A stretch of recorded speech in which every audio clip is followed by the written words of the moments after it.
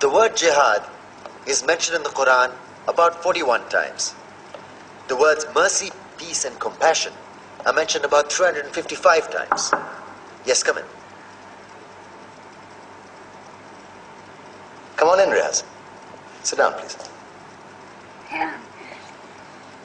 Contrary to popular belief in most Western cultures, Islam is a religion that preaches peace and tolerance.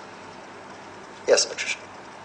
If Islam truly is a religion that preaches peace, then how come the world's most troubled spots, the West Bank, Afghanistan, Pakistan, Iraq, they're all plagued with Islamic terrorism? Well, that depends on your definition of terrorism. Some might argue that the U.S. invasions of countries like Iraq and Afghanistan are also acts of terrorism. No, those were acts of war to get rid of despotic regimes. Or a means of getting at a country's oil. Conspiracy theories. Well, May I? Yes, please. Go ahead, Riaz. Mr. Khan is right. I mean, if we're talking about terrorists, the world's biggest terrorists are the white superpowers. Come on now. No, really, stop and think about it. Explain 9/11. Okay. Do you know how many people died in the Twin Towers strike? Around 3,000. And do you have any idea how many people died in the bombing of Afghanistan? Take a wild guess. More than 15,000 people died. And that's just conservative figures. About 50,000 tons of explosives were dropped on innocent civilians. Men, women, children. Yeah, but that was because of the Taliban.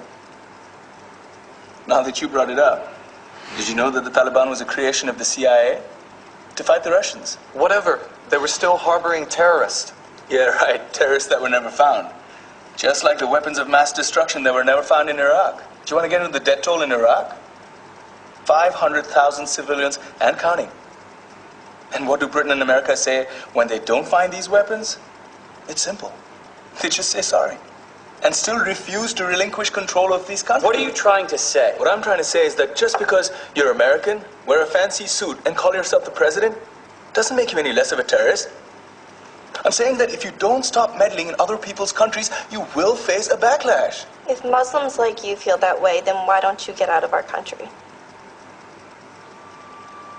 We will. As soon as you promise to leave ours.